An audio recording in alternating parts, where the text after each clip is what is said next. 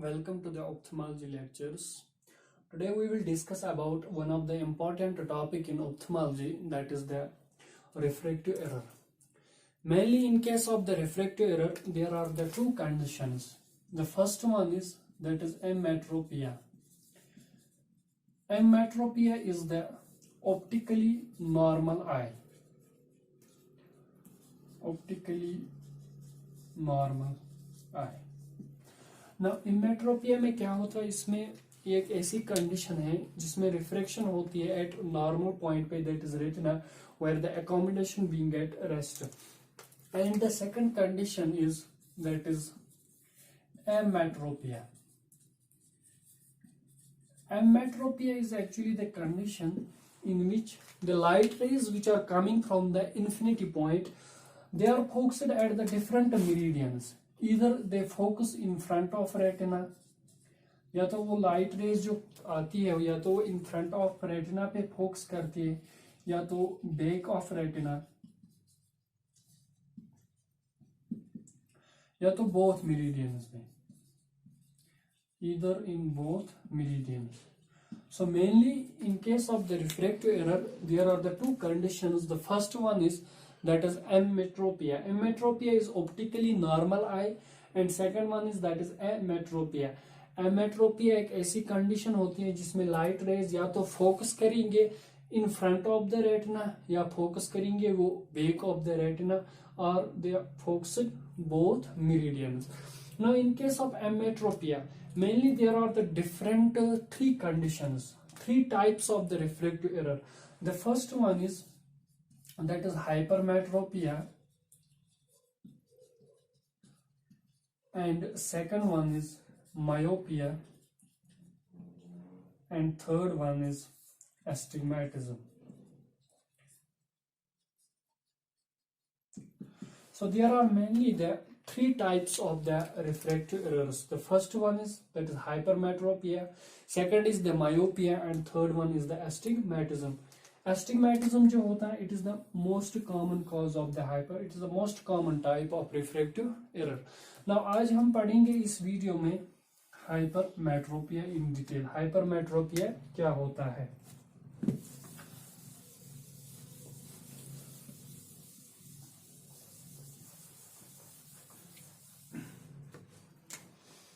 So hypermetropia, or it is also called the long-sightedness. So hypermetropia is also called the long-sightedness. Now what is mean by the hypermetropia?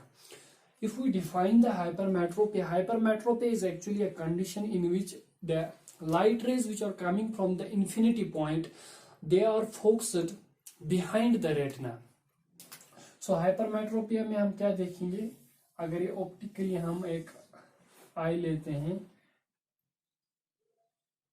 इसमें क्या होता है कि जो light rays होती है, light rays which are coming from the infinity point, they are focused behind the retina. So वो focus करती है यहाँ पे, बैक ऑफ द रेटिना पे.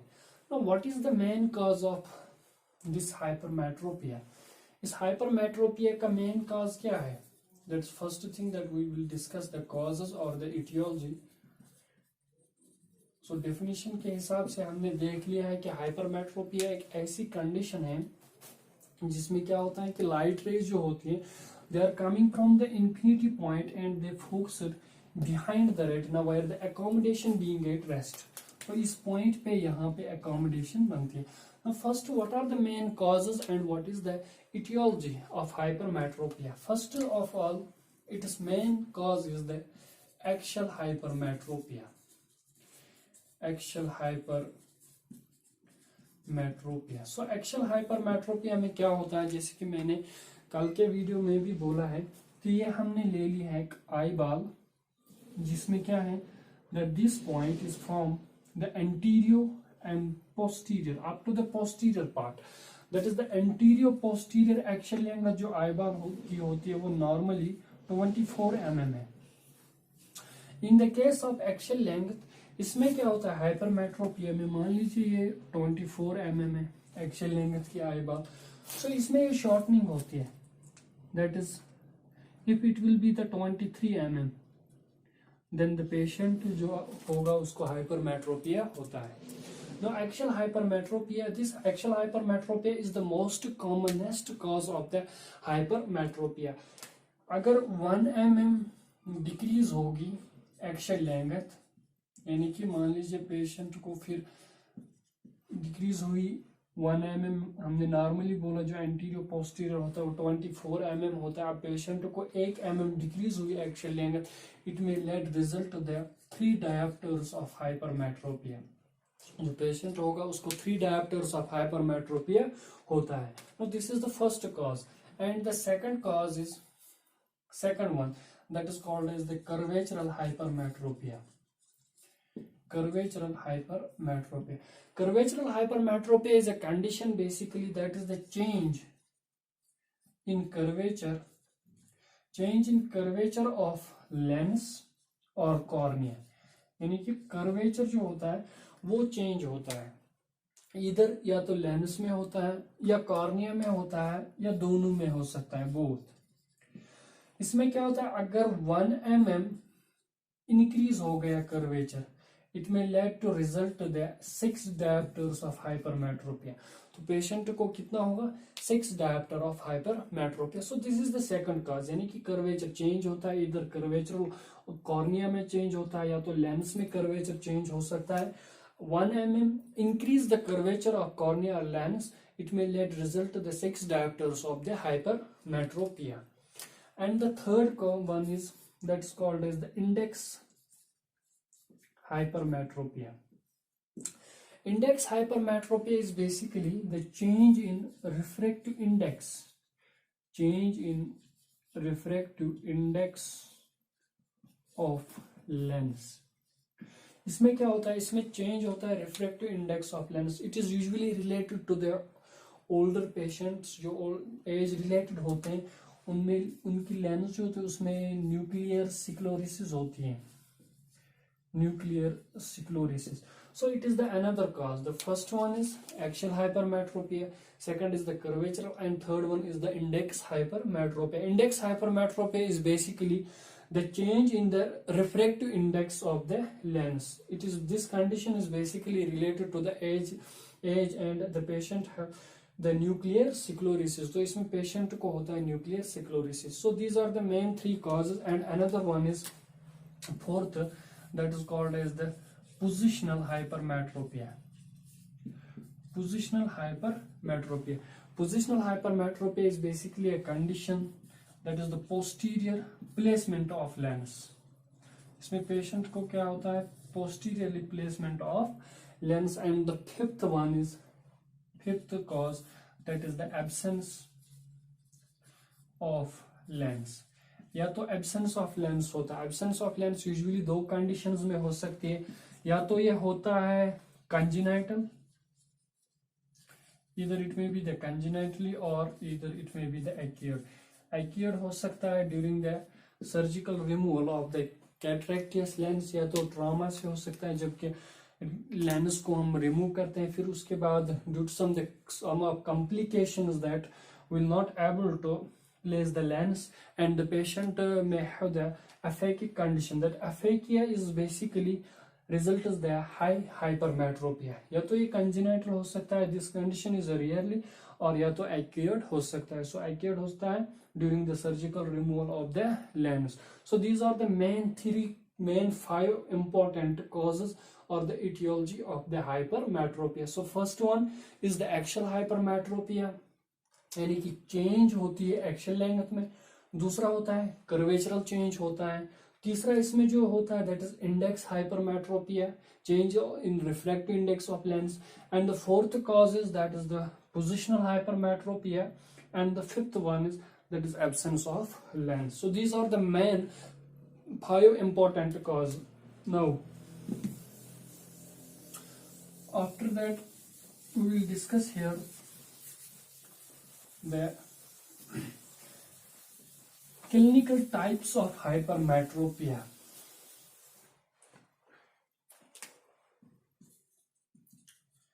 clinical types. Now, what are the clinical types? The first one is that is simple hypermetropia, जो कि हमने अभी डिस्कस किया. सिंपल हाइपरमेट्रोपिया जो होता है ये यूजुअली होता है ड्यूरिंग द डेवलपमेंटल पीरियड, जबकि development of it occurs due to by the development of axial length, या तो चेंज होती है इसमें एक्शियल लेंथ में जो हमने डिस्कस किया अभी, या तो सेम कर्वेचरल चेंज होती है, curvatural changes. So these are mainly the two change जो कि सिंपल हाइपरमेट्रोपिया में होता है.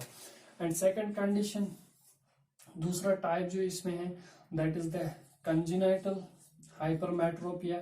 सो कंजेनाइटल हाइपरमेट्रोपिया इसमें रहता है, it may be occurs due to by the microcornea. Microcornea means small cornea होता है as compare to the normals.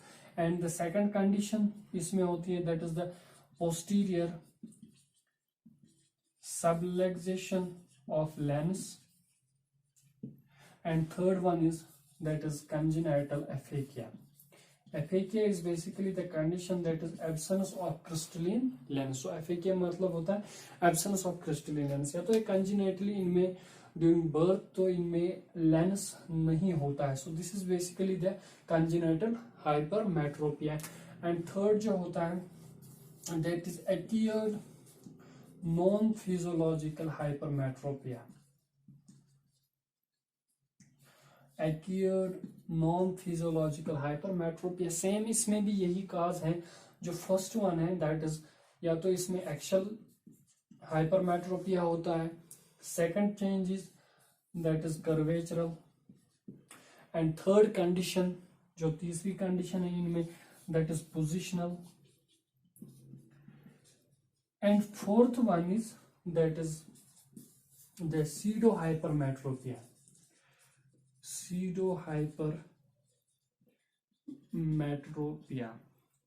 So pseudo hypermetropia का मतलब क्या होता है? इसका मतलब सिंपली होता है कि जो हमने पेशेंट को जब कैटरेक्ट सर्जरी होती है तो उसमें हमें क्या करना पड़ता है कि जो इसका नेचुरल लेंस होता है उसको रिमूव करते हैं. नेचुरल लेंस को जब हम रिमूव करते हैं तो हम वहां पे डालते हैं आर्टिफिशियल लेंस. आर्टिफिशियल लेंस जब हम डालते हैं इसमें कंडीशन होती है कि first of all we have to measure the lens power, जो कि हम एसिकेन से मेजर करते हैं. एंड आफ्टर दैट एसिकेन से हम यूजुअली एक्शियल लेंथ मेजर करते हैं. एंड इसमें हमें कैरोटोमीट्री भी मेजर करते हैं आफ्टर दैट, जो कि हम ऑटो रिफ्रैक्टोमीट्री से मेजर करते हैं ना. यहाँ पे क्या होता है कि सीडो हाइपरमेट्रोपिया में यूजुअली कंडीशन होती है इसमें जो हम आर्टिफिशियल लेंस डालते हैं ये type, it will be the under power. ये होता है इसमें under power correction, under power correction. तो पेशेंट जो होता है आफ्टर द सर्जरी उसको सीडो हाइपरमेट्रोपिया होता है. So this is the fourth condition. And fifth one is that is same here the aphakia. अब अगर यहाँ पे पेशेंट जो है वो एफेकिया रहता है यानी कि उसको लेंस नहीं डाला, सो उसमें भी फिर हाइपरमेट्रोपिया रहता है. ठीक. So these are some of the clinical types. Now what are the various clinical types of hypermetropia? The first clinical type is that is simple hypermetropia. It may be occur due to the development of axial length, इसमें change आती है या कर्वेचरल changes कुछ आती हैं. दूसरा type जो इसमें होता है दैट इज कंजेनिटल हाइपरमेट्रोपी. इसमें microcornea, posterior subluxation of lens और the congenital aphakia. And the third one is that is acquired non physiological hypermetropia. इसमें भी काज या तो एक्शियल होता है जो हमने डिस्कस किया, कर्वेचरल हाइपरमेट्रोपिया, या तो पोजिशनल होता है, या तो सीडो हाइपरमेट्रोपिया होता है, या इसमें कंडीशन रहती है that is basically the aphakic. Okay. Now after that we will discuss about the another type that is the components of the hypermetropia.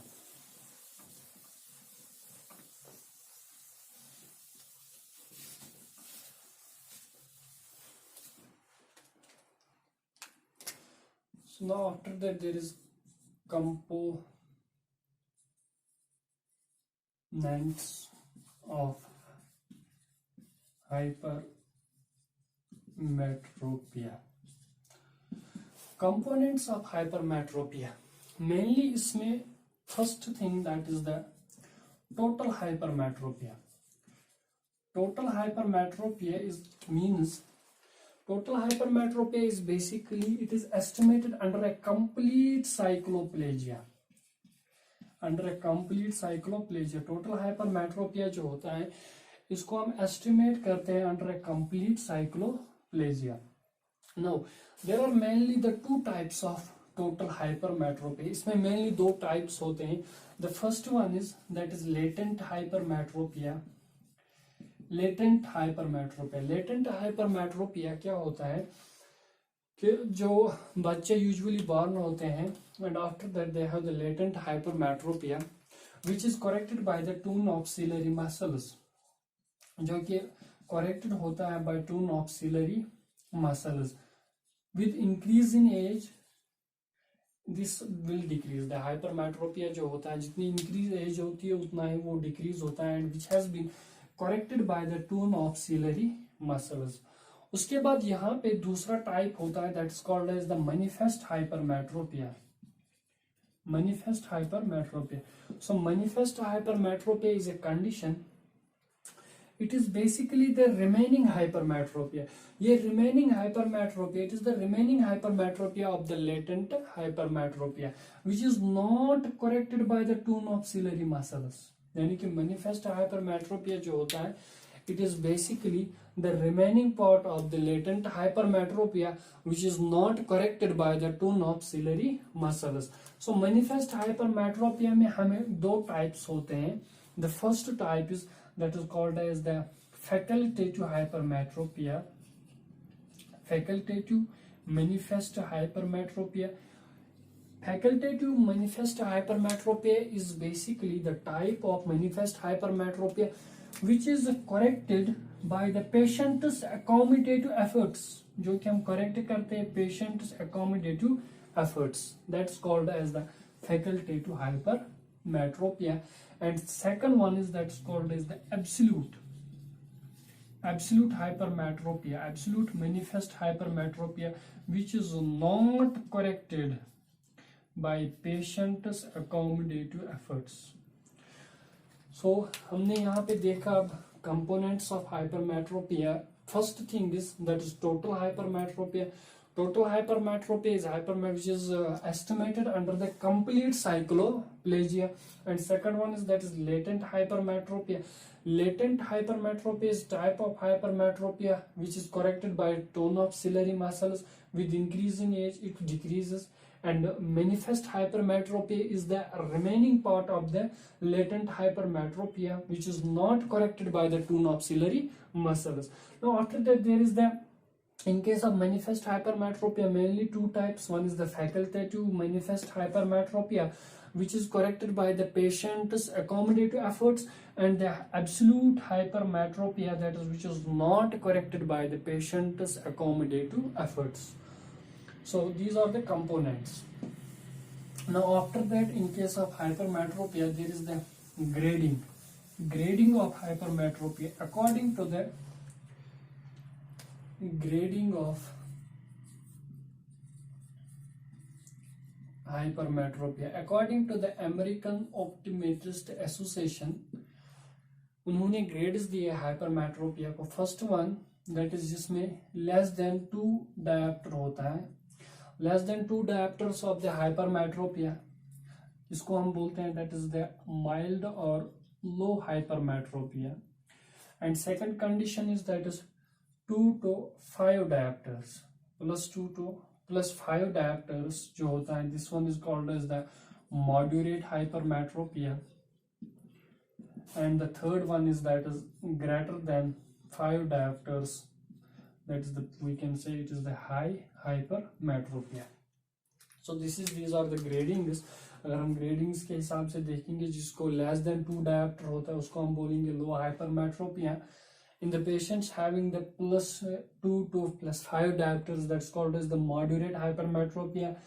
And after that, if the patient have the greater than 5 diopters, then we call it high hypermetropia.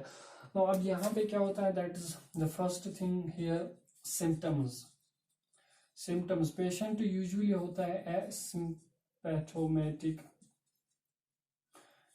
एसिम्पेटोमेटिक patient having the low grade of hypermetropia, जिनमें usually होता है they have basically the asymptomatic, and second condition is that is patient come with the defective vision.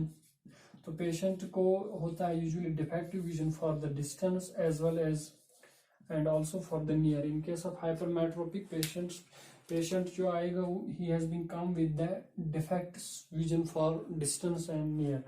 Now after that there are another important thing, that is the signs. In the case of signs in hypermetropia,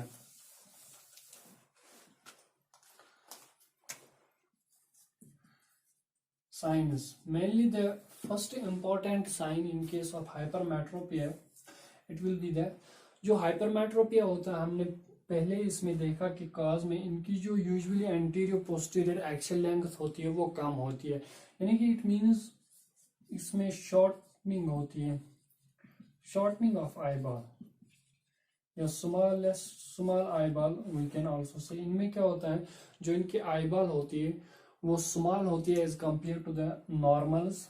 and second one is that is AC. AC is basically the anterior chamber, जो कि हमने कल के video में discuss किया था.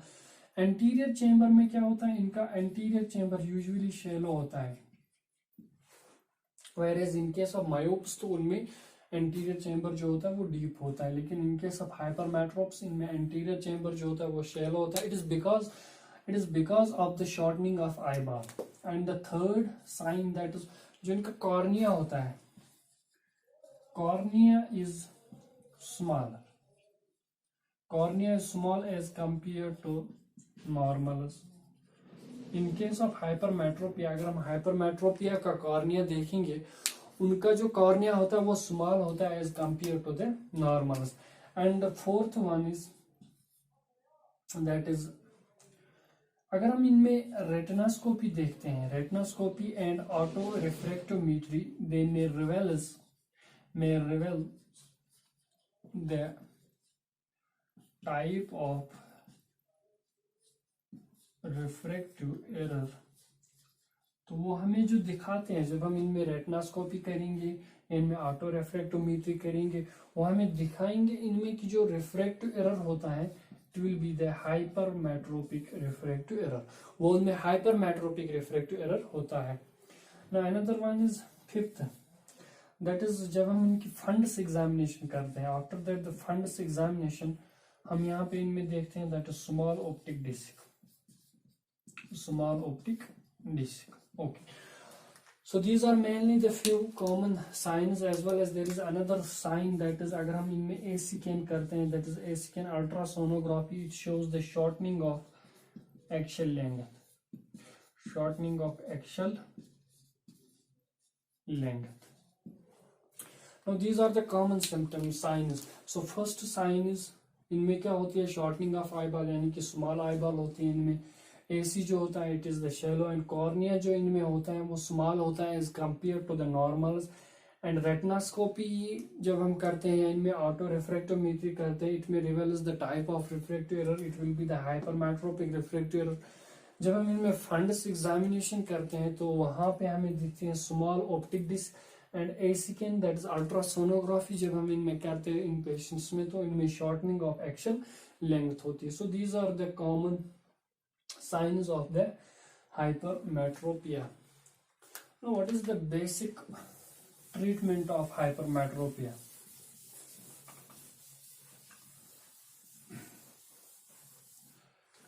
अगर हम यहाँ पे हमने देखा अब हाइपरमेट्रोपिया में कुछ कंडीशंस, तो उसके बाद हम यहाँ पे हाइपरमेट्रोपिया को कैसे ट्रीट करते हैं. In case of hypermetropia the first step जो हमें करना है, first of all we have to rule out the hypermetropia under the cycloplegia. Cycloplegia first of all जो हमें ट्रीटमेंट करना है हाइपरमेट्रोपिया में, we have to rule out the complete hypermetropia. Complete hypermetropia is estimated under the complete cycloplegia. So it is the first step. पहले हमें जब hypermetropia patient को है तो इसका मतलब कि हमें first of all we have to dilate the patients and to rule out the complete cycloplegia, to rule out the total hypermetropia.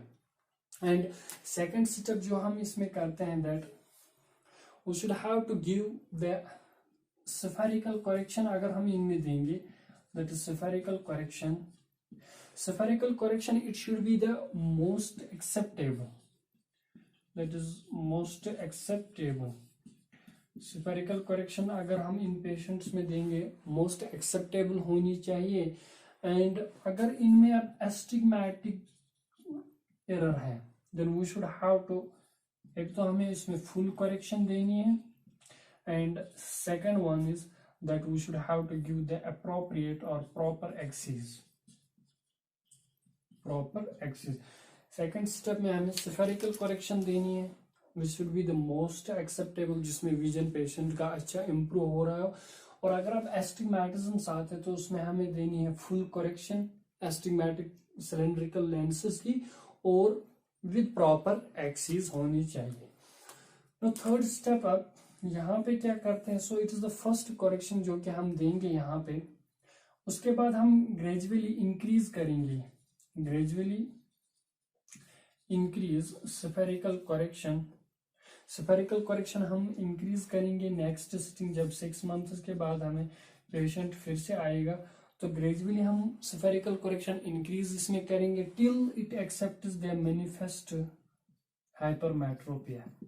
तब तक जब तक न वो पेशेंट एक्सेप्ट करेगा manifest hypermetropia.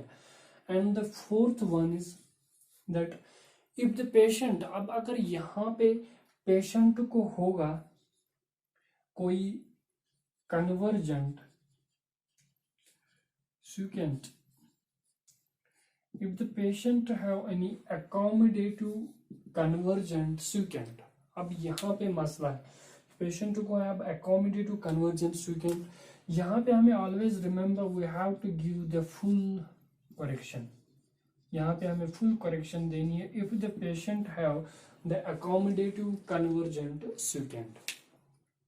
Now fifth one is that if, यहाँ पे और एक मसला है, अब अगर पेशेंट को एम्ब्लायोपिया है, that if the patient have amblyopia, यानी कि amblyopia as we know first that it is basically the partially reversible loss of vision in one eye और बोथ द आईज.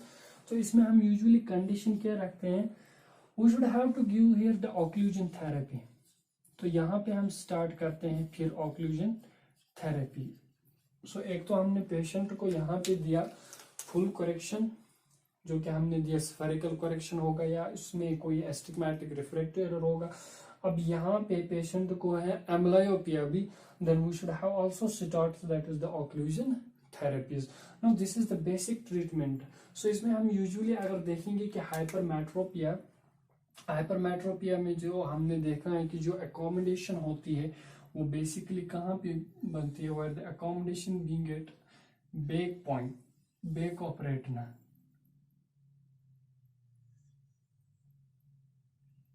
यहाँ पे अकोमोडेशन बनती है. ठीक, ये हमने देख लिया इन केस ऑफ हाइपरमेट्रोपिया में.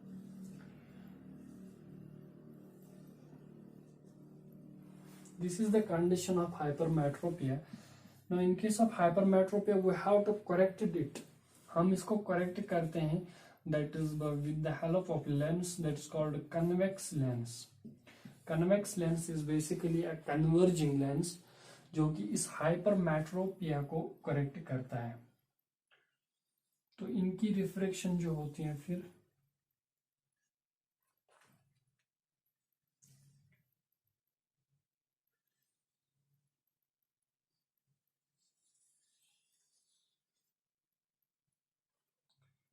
अब यहाँ पे जो हमने लेंस डाला है, this lens is basically that, तो इनकी रिफ्रैक्शन अब नॉर्मल पॉइंट पे होगी, that is retina. This is basically the convex lens. Convex lens जो हम यूज करते हैं इन केस ऑफ हाइपरमेट्रोप्स में and which corrects the hypermetropia. So this is the refraction.